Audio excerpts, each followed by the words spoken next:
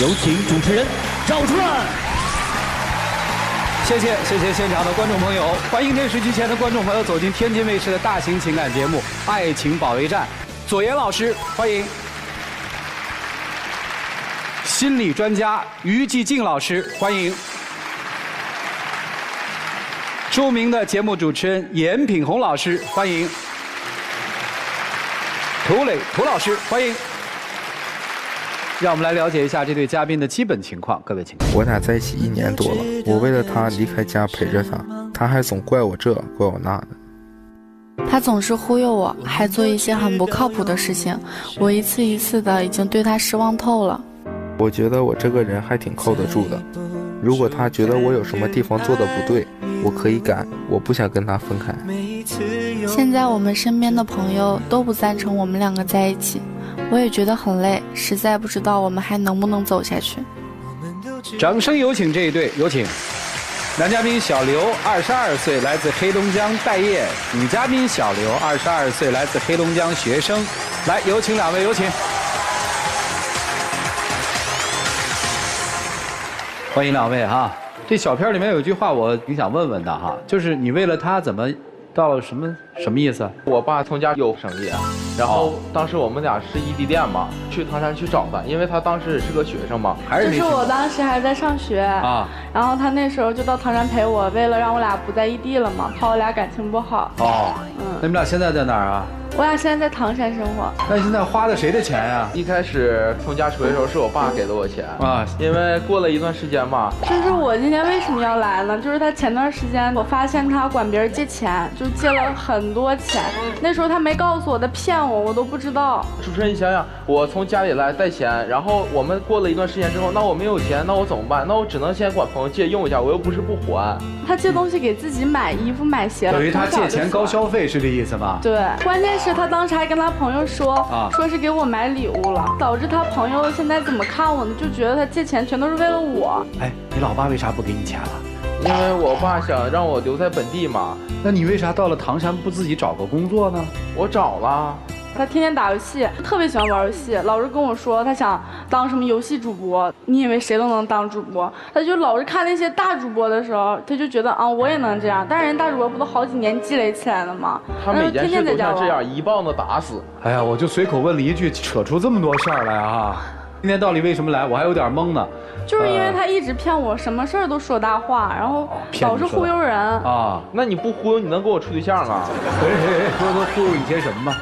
就当时嘛，快要过节了，然后他给我买了只狗，我之前确实特别喜欢，但是那时候他毕竟借钱了嘛，我们俩当时没有能力还了，他还是要去买这只狗，导致我们俩当时没有钱去养这只狗嘛，那只小狗那时候生病了，死掉了。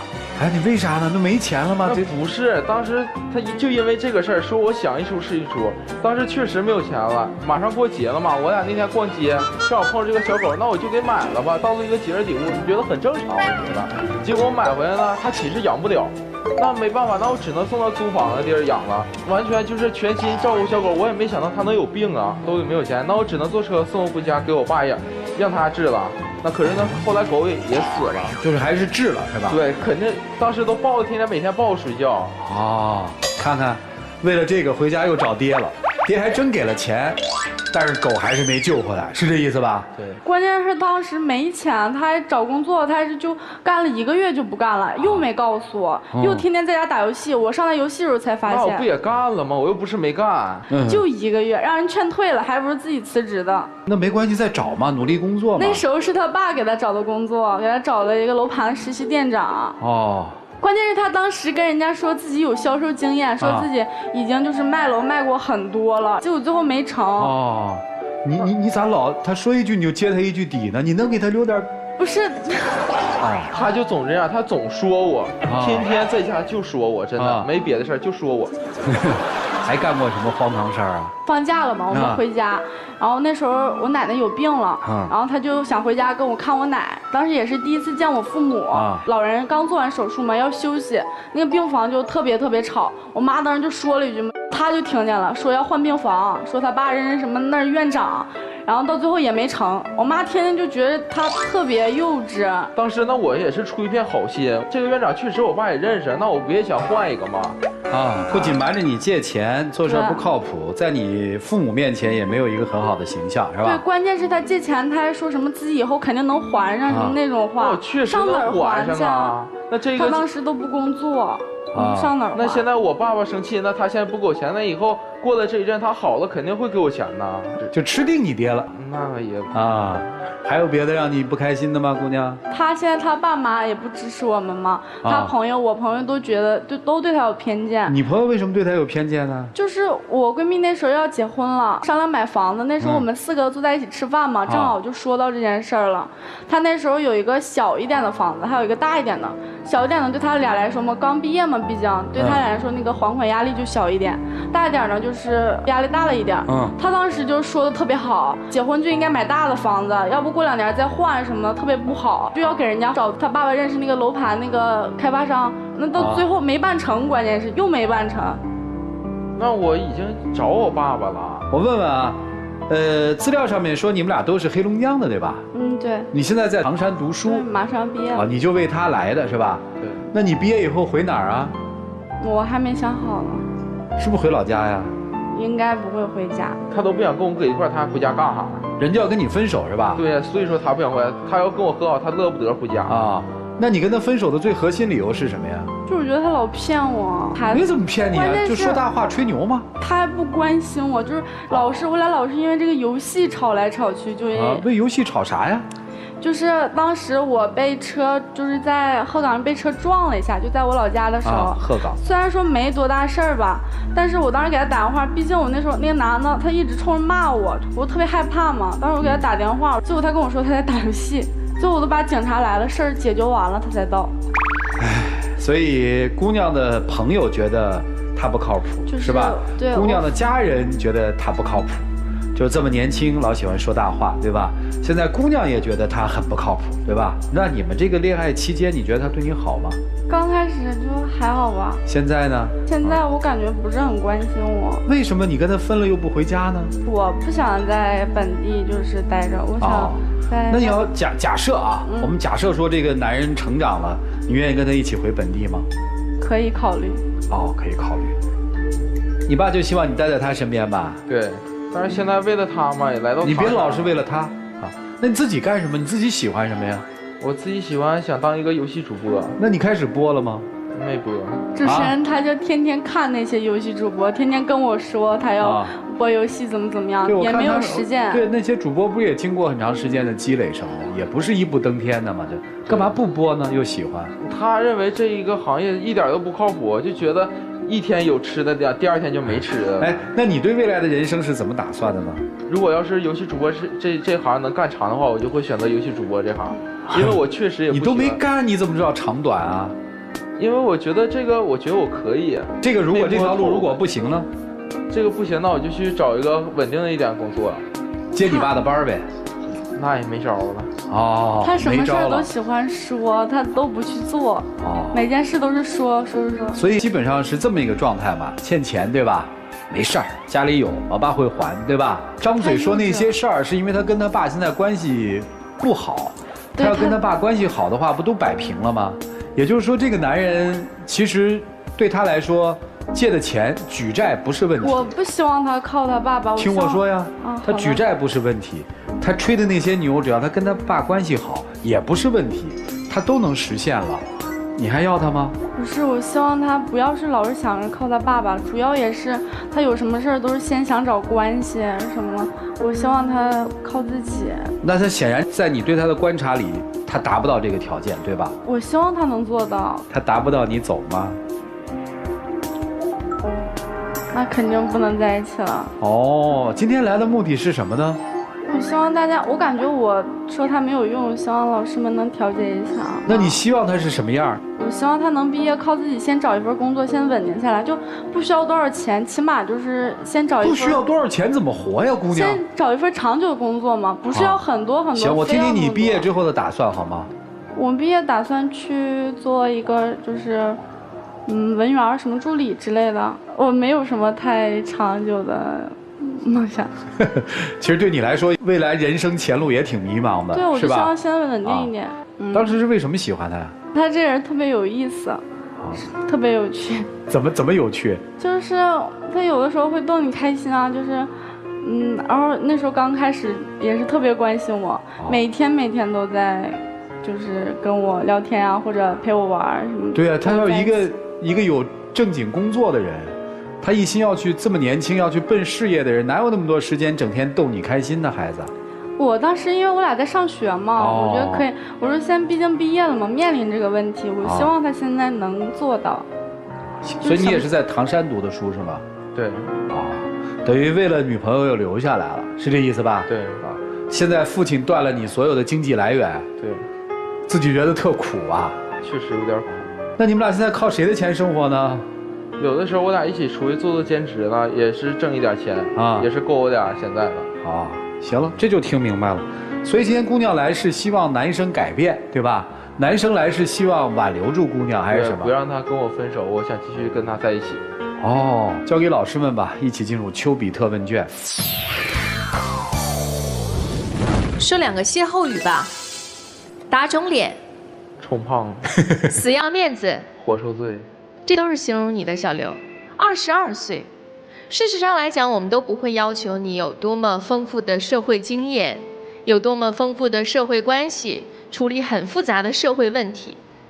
刚才我听到的几件事情，无论是帮奶奶找病房，还是帮好朋友买房子，都不是人家要求你做的，全部都是你自己要这个面子，吹牛成性，风吹必破。你总觉得我要满足我当下的这个虚荣心，但是你有没有想象过，当这件事情最终办不成破败的时候，所有人又会对你留下什么样的印象呢？你有一个安全感，叫爸爸。狗狗生病了可以找爸爸，所有的事情求人办可以找爸爸，还钱可以找爸爸，工作可以找爸爸。刚才赵晨老师问你，你对未来有什么计划呢？你没说，但我知道，找爸爸。父亲对于你来说是生命当中最重要的，也是唯一的依靠。说白了，现在大家不都讲妈宝嘛，你就是个爸宝。但是当你忤逆父亲的时候呢？当你现在背井离乡的时候呢？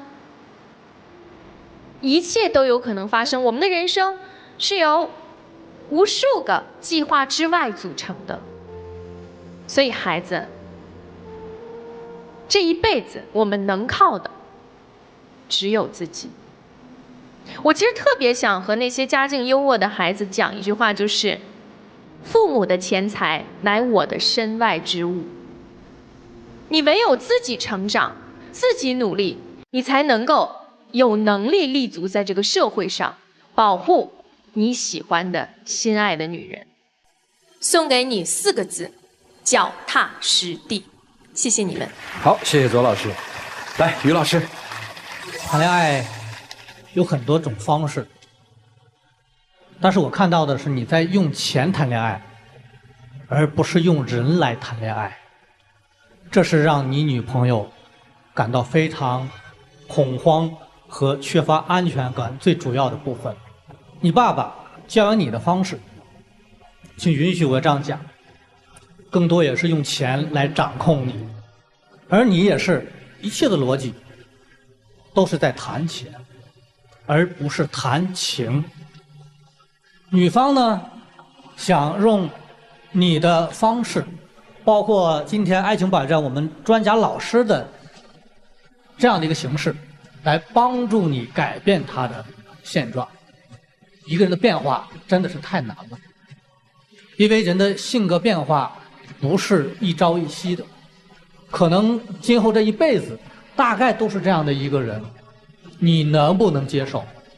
不能，今天做个了断，你只有选择的权利，而没有改变的权利。第二，如果你觉得希望和他走下去，那你不要去管，让他去品味生活的艰辛。社会是最好的老师，你只需要静观其变，它好了，那你们就生；它不好，你们就灭。但是，你能用几年的时间在等它吗？请你做选择。还有，他没有挣钱的能力，他依赖惯了，他根本没有正确的财富观，财商很低。一个没有财商的人，没钱比有钱更安全。这可能是我的一个预判，所以我跟女孩说，你要选择，你呢要反思。老爸也很累，老爸今天可能已意识到这样错了，但是你是怎么样的，今天都得靠你自己拿决定。好，谢谢于老师。严老师，男生连最疼爱你的父亲都断了你的财路，你想想为什么呀？他也觉得你有点不争气。我相信你心中也是有梦想，但是实现梦想就必须有自我，必须从点滴做起。拥有爱情也一定要拥有自我。你现在是一个没有自我的状态，女生拿什么去爱你？你脚踏实地去做，水到渠成。不管是父亲的家业，还是你重新去打拼一番自己的天地，别人都不会看不起你。而女生，我想说的，也没有你想的那么严重。判断一个人爱不爱你很简单，他爱什么，他肯分享给你。他如果最在意的是钱，他把钱给你了；他如果最在意的是时间，他陪伴你了；他如果是最在意的是面子，他折了自己的面子也想给你面子的话，我觉得他就是爱你。可能方式不好，但我觉得他对你的心还是有的。而且你爱他，他的轻松幽默，他的搞笑有趣，不正是因为他有一个富足的家庭，才能拥有这样的轻松吗？你如果真的喜欢他，你要陪伴他成长，和他一起去树立正确的看待这个世界的方式。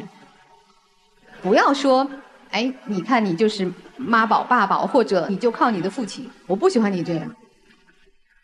所以我倒是希望你们能够互相帮助啊，能够发现对方的缺点，然后去陪他一起改进，陪他一起去成长。希望你们能够顺利的长大吧，谢谢。好，谢谢严老师。来，涂老师。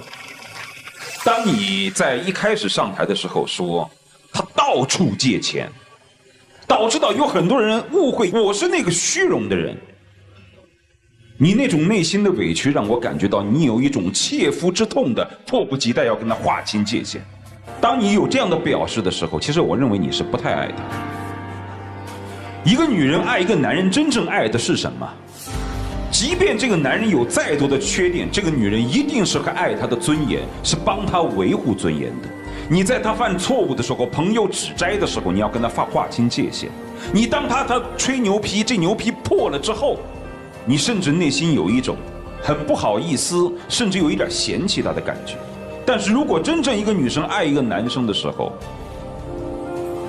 当他吹牛的时候，他不会戳破。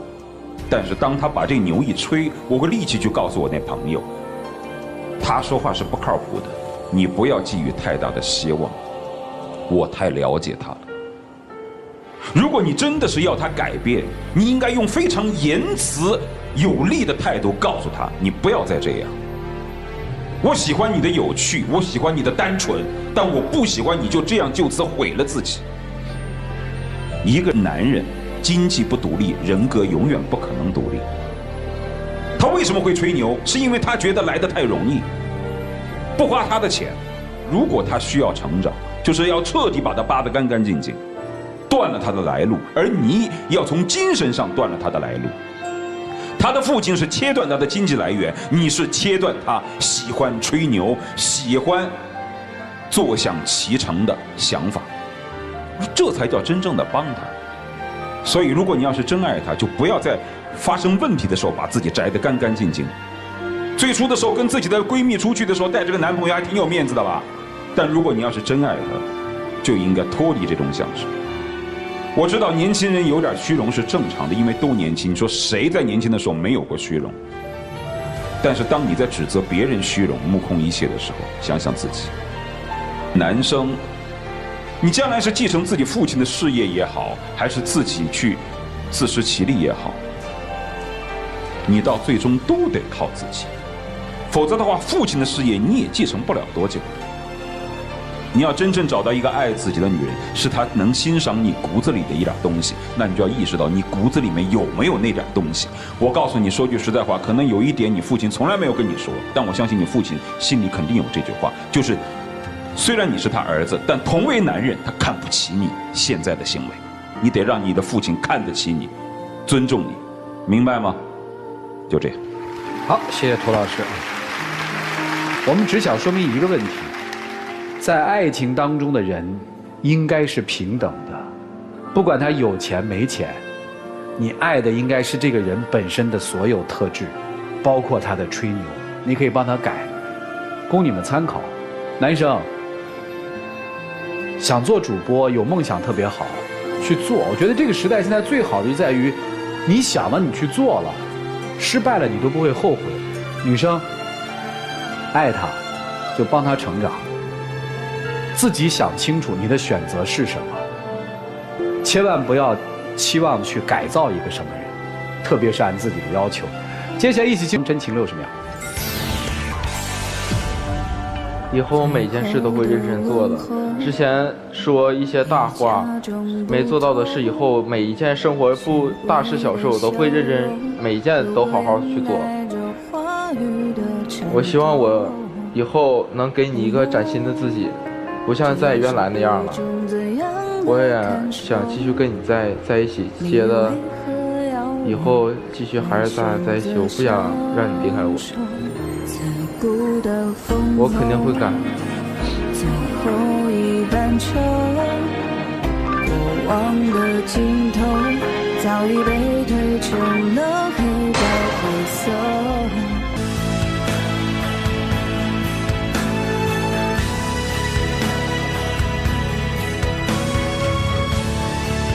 那个是女生放的是吧？这包有什么记忆吗？那个包是他在唐山兼职的，他那时候不是不工作了吗？我俩一起兼职嘛。然后他看我看中了，然后我也没买，他自己偷偷去给我买了，就是我特别喜欢那个鸭子。也许是他人生自己挣的第一笔钱哈，所以有意义哈。那个牙刷是啥呀？那个是我之前一直在用电动牙刷嘛，因为当时我牙龈是有病的，因为一刷牙就出血，电动牙刷。后来他在网上给我买了一个情侣牙刷，那一个在躺着，这个已经快刷烂了，我也没扔，一直在用。我真的不想离开他，我觉得他送我的每一样东西我都是非常珍惜。行吧，谢谢两位哈，请回，谢谢你们啊。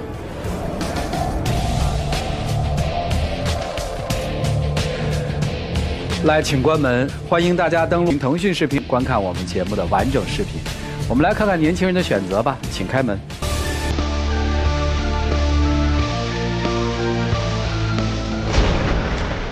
来，我会改，不为自己改吧，不为任何人改变吧，好吗？加油吧，小伙子，谢谢你啊。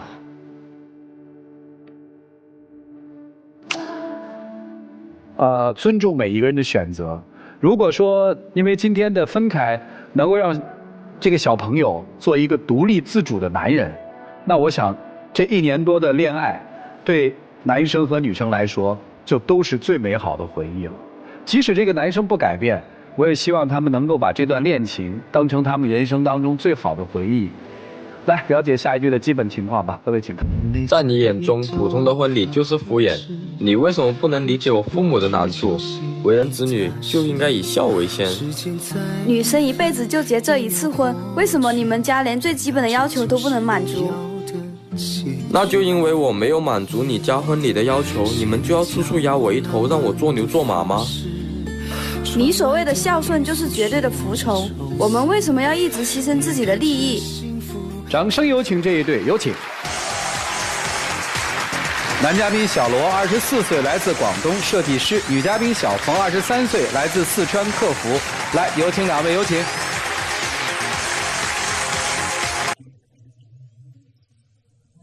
欢迎两位哈，谈恋爱有2年了是吧？有了。今天来是为什么呢？因为我们2个也到了谈婚论嫁的地步了但是结婚这件事情上面，他们家出的钱和力度比较多，所以处处压着我一头。我就比较压抑，想上来解决一下。行，说说怎么有压抑感吧。啊，我家庭情况没有那么好啊，所以自己一个人在深圳打拼，读完大学留在那里。他家里情况就比较好，他从小也是富养起来的，所以我们两个人平时的消费差异会比较大。我也不是说特别的抠门，只是因为我家条件不好，所以平时我对自己都比较节俭啊，导致他就觉得我没那么大方，没见过世面。对啊，你本来就是从来都不好好打扮自己，全身上下的衣服加起来都不到100块钱。你这说的有点夸张，孩子，真的不到100啊？真的，你就不能像其他的男孩子一样注意形象吗？还有一次，他的手机摔碎了，都划破好几次手了。我让他换掉，他不换，还要接着用。我给他买了一个新手机，他却叫我去退掉。他说他那个还能用，我就说我的发票扔了，退不了了。结果他拿到电子市场去给我卖掉。你这是干什么呀，兄弟？我只是觉得我那个手机还能用，真的没有必要再去买一台新的手机。这个就是个人的理解不一样啊。但是你也不能把人手机给卖了呀，人家送给你的礼物你怎么能卖呢？对吧？但我卖了的钱我留起来给他买东西了。虽然我平时比较省吃俭用，除了每个月寄给我父母的钱，我剩下的钱我都会给你买东西的。你还记得那个包吗？1000多块，但对你来说不是很贵，对我来说很贵了。但送给你之后，你很嫌弃。我也不是嫌弃你的包，我只是不太喜欢那个包的款式，那个包真的太丑了。男生觉得会比较压抑是吧？他们家在市郊上买了套房子，但是这个他们同时也提出了相应的要求，就是我们家必须给出足够的聘礼，但足够的聘礼再加上筹备婚礼的钱，对于我们来说是一笔很不菲的支出，所以我觉得就有点压力很大。然后我爸的意思也很明确，就是反正大家都是一家人嘛，没有必要一定要搞这么大的场面，搞得稍微普通点。咋整啊？这事儿就是你未婚夫说了嘛，我就娶你嘛，但是我确实经济条件不好，虽然我工作很努力，但是我还年轻嘛，没有这么多的积蓄，能不能从简啊？不能，因为我这一辈子就结这一次婚，为什么不能体体面面的嘞？不要搞得这么心酸吗？这不是心酸嘛，他条件不是不够嘛，孩子。但是一辈子就结这一次婚，也不能太这样了。他们家提出什么条件啊？他们家要求我拿出10万的聘礼，加上筹备婚礼啊这些钱加起来七七八八，装修什么保守来看也得30万。这个对你们家庭来说是个比较很重的负担，是吧？哎，人好就行了，你知道吗？人好吗？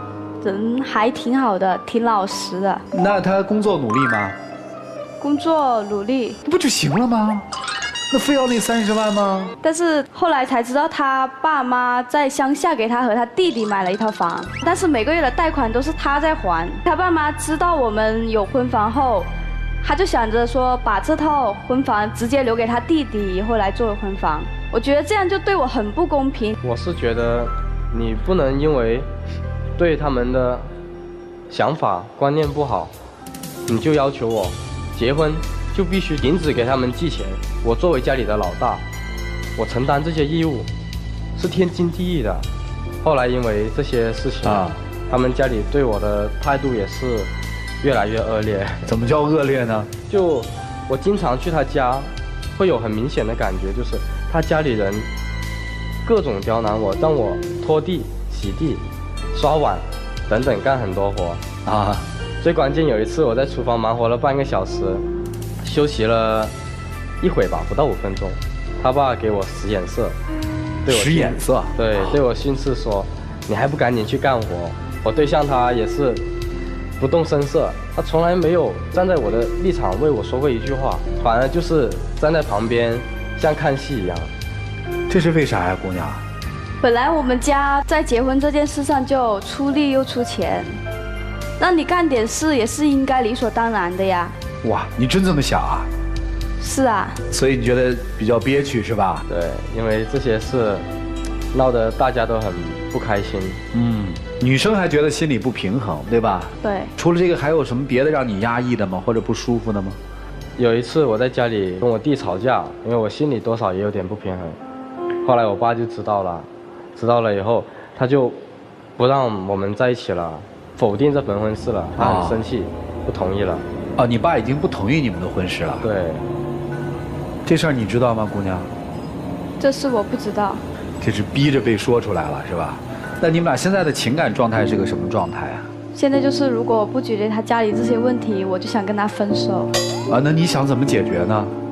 就是不可能因为说我们两个条件相对好一点，他爸妈就厚此薄彼的这样对待我们吧。啊，至少要公平一点。以后不还房贷行吗？就是房子算了给弟弟了，难嘛。但是从以后咱们不再供这套房子了，这个算合理方案吗？不行，房贷已经还的都差不多了，因为这个听起来就有点意思了哈。你父母还支持这门婚吗？我父母不支持。理由呢？因为我们家出钱又出力嘛，然后他们家房子也没有提供。还有一次就是我有一天晚上看他手机，发现他手机里面全都是他爸传的一些相亲对象网上资料上的一些照片。就他们家人希望他重新相亲是吧？对，我后来才知道原来是他爸逼着他去相亲了。那去了吗？你也知道那是我爸逼我去的。我觉得孝顺是第一吧。他现在一方面生着病，态度又强硬啊，我就半推半就的假装一时一时的应付我爸去见了一下。那你现在觉得你们俩结婚的最大阻力在哪儿啊？他家希望能平等看待我们家。女生，你觉得你们俩现在这个结婚最大的阻力在哪儿啊？我觉得就是公平点吧。两个人要的都是平等啊。哎，你有没有想过，如果就因为婚礼不能像你们家想象的那么办，或者你想象的那么办，彩礼就不能给那么多，在现实条件里，或者按你的说法是不公平的给，你们俩这个情感要是结束了，你觉得可惜吗？可惜。那可惜还在那儿较什么劲呢？就觉得心里很不公平。以后给父母还能寄钱吗？可能父母真的需要赡养吧。可以寄，但是也不能就完全把钱全部都寄到父母那里去。因为我们自己以后结了婚，自己家庭也要用到。这个现在做不到，对不对？要积到什么时候啊？可能女生会想，她会担心说这什么时候是个头啊？我觉得我弟弟他能不能稳定下来？那要弟弟还不稳定呢？我回去跟父母商量一下，然后把这个事情解决下来，然后承诺他。接下来我们听听老师们怎么说吧，一起进入丘比特问卷。其实我经常和年轻人讲，父母给你们介绍的伴侣，你不一定要接受，但是父母反对的伴侣，最好分开。你们两个人完全就是两个不同的原生家庭带来的两个个体，没有办法融合。无论是消费观念、经济观念、家庭观念，全部都是两条线。你们现在没结婚的时候还好，一旦你们生活在一个屋檐下，全都是问题。我的手机屏幕碎了半年了，我也没有换，因为我觉得换一个屏好几百块钱很贵。但是对于我来说，可能这几百块钱并不是特别大的数字，可是我还是选择不换，这是我个人的消费观念。可是到你们这儿，就会把所有的问题都会放大化，只要但凡碰触到这样类似的小事儿，都会变成根儿上的那个问题，所以你根本没有办法在一起生活。你很骄傲，因为从小家庭富足，现在结婚，我们家又出了房子。他也很骄傲，他从一个小地方一步一步走到今天，他不是他父母的骄傲吗？可是这样的一个很骄傲的人，到你们家，所有的尊严都被爸爸妈妈，包括你，直接按在地上。当然，可能是由于你心里的这种不平衡。我告诉你，在他爸爸心目当中，我的大儿子很牛，找什么样的女生都能找得到。我不用再给他出钱出房子，也能把媳妇儿娶到家里来。但老二不行，所以我们要更多的照顾老二，这就是他父亲的最真实的想法。所以你不接受他的原生家庭，也没有办法，因为在他的原生家庭和你当中，他很显然的选择了前者，不然的话怎么会去相亲呢？说是因为父亲，爸爸是拿着鞭子在后面追他了吗？腿不是长在他自己的身上吗？他已经准备逃跑了，只是说他还在等，看你会不会有所改变，明白吗？明白。你们两个不合适，但是我要告诉你的是，即使你们分开以后，你再进入到下一段感情生活当中，我也希望你能够协调好小家和大家的关系。我们赡养父母是义务，所以我们应该在按照当地的生活标准，给他们一些足够的生活费用。然后当父母遇到重大的疾病，家庭遇到大的变故，需要我这个做子女的承担的时候，我可以拿出全部的积蓄去承担这一切，这是好的赡养，而且也要让你的弟弟有同样的义务，好吗？好，祝你们各自幸福，谢谢。好，谢谢左岩老师。来，于老师。其实两个人有差距并不可怕，因为不可能保证说门当户对，但是为什么人家能走在一起？我刚才有2个环节哈，就是一个是你给他买手机，他把手机卖掉，然后他给你买包，你把包扔掉。我觉得这一点挺可怕的，这是一个征兆。什么意思呢？就是手机那是满满的爱，为了女朋友我可以奢侈一下，因为我和女朋友她有交集，那我要感受一下，这个女朋友给我带来这种不同的生活的状态，这是一种爱。而这边背起男朋友给买的包，样子并不重要，你背起来是爱，是温暖。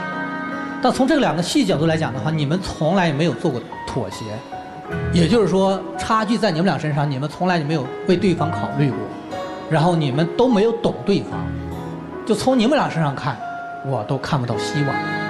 所以差距不可怕，不懂才是最可怕的。我很少说在场上说2人不合适分开，但今天我的观点真的请2位三思。好，谢谢于老师。来，严老师。我觉得你的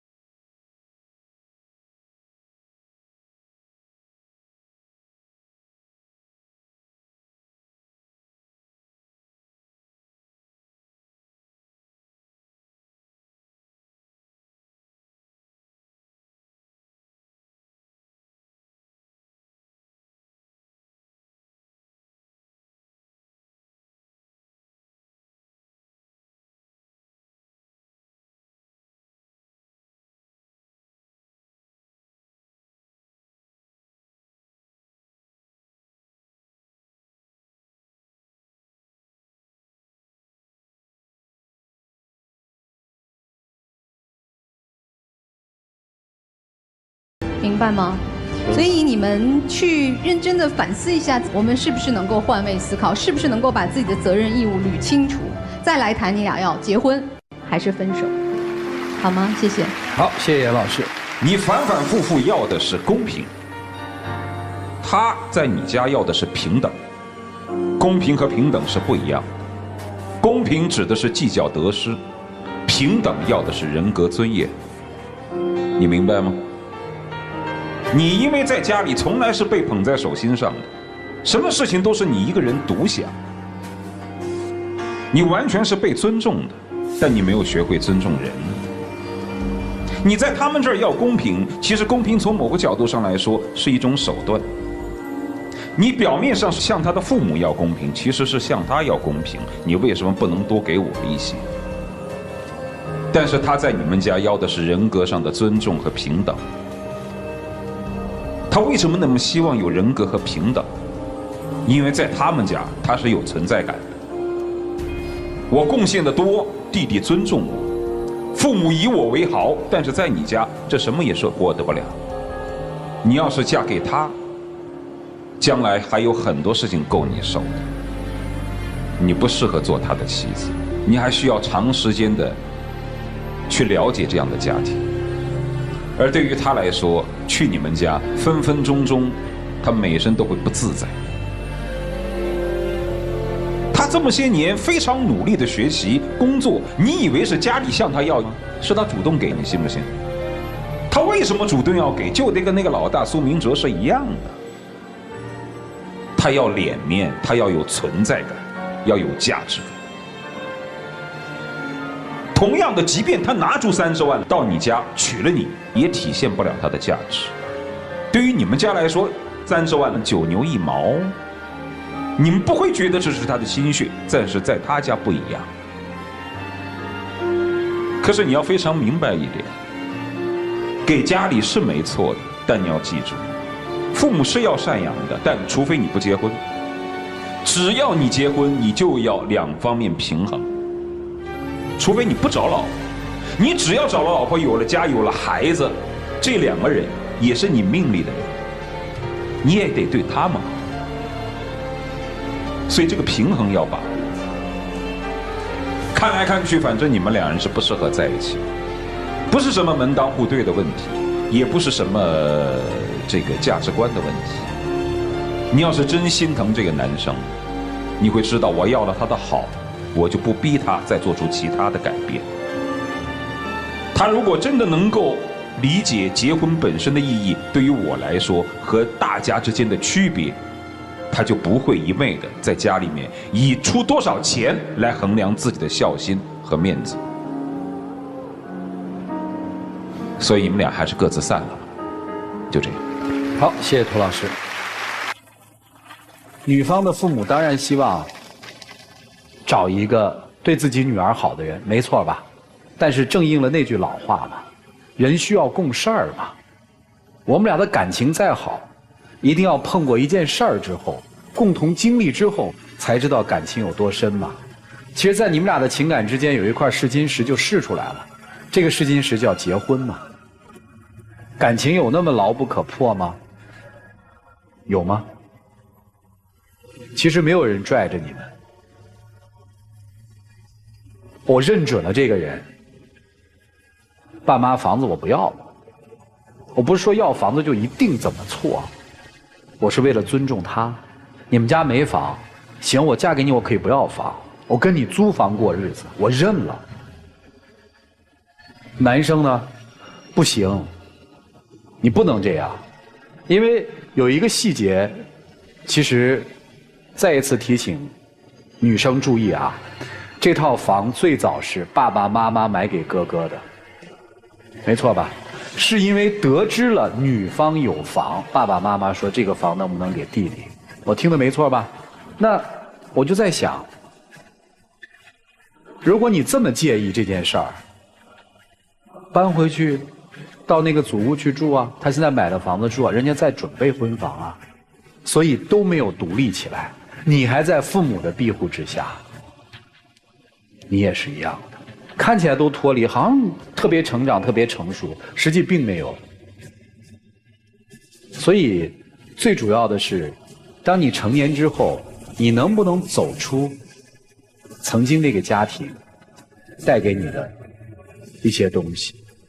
你怎么思考？怎么去反思？我觉得这个特别特别的重要。今天话题说的特别重，但是我们核心的问题其实摆在这儿：女生回到家里的房子能不能结婚嘛？男生别给自己那么重的负担啊！就是所有人在这个社会里面要承担他自己的功能和职责，啊，不是说不孝。我特别希望两位今天做一个相对冷静的决定，一起真情60秒。我觉得你其实是一个挺老实上进的人，一直对我以来也挺细心的。就像刚才评委老师说的，我确实也没有站在你的角度为你考虑过。以后我试着去站在你的位置帮你考虑。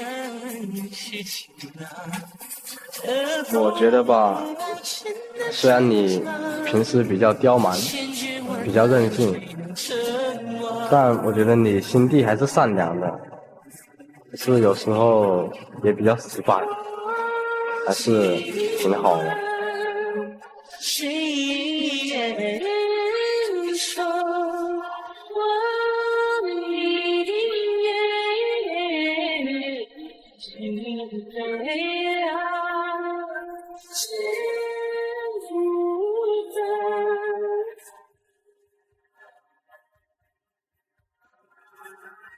一只包，一只水杯是吧？来，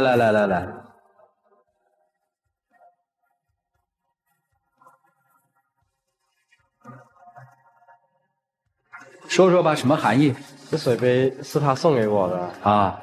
他曾经开玩笑跟我说，这个是用他的肋骨做成的骨瓷杯。他说杯子就是一辈子，预示着他是我身上的肋骨，一辈子都是我身上的肋骨。哦，对我意义很重。好，女生。这个就是他给我买的那个1000块的包包，我觉得真的特别丑，根本就不是我喜欢的那个款式。今天我把它带过来了。行，谢谢两位，请回吧。来吧，请关门吧。看看这对年轻人自己的选择，请开门。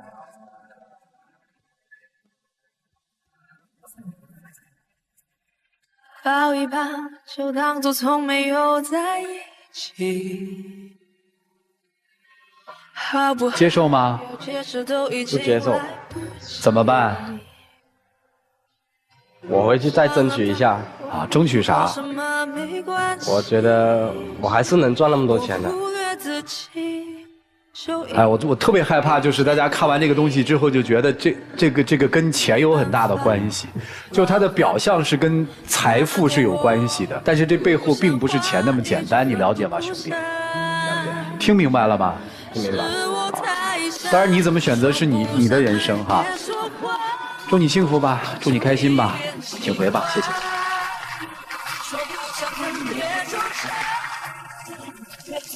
好了，电视机前的观众朋友，现在请拿起手机，扫描屏幕下方的二维码，下载金源 App， 了解更多的新闻资讯。让我们一起进入爱情保鲜力。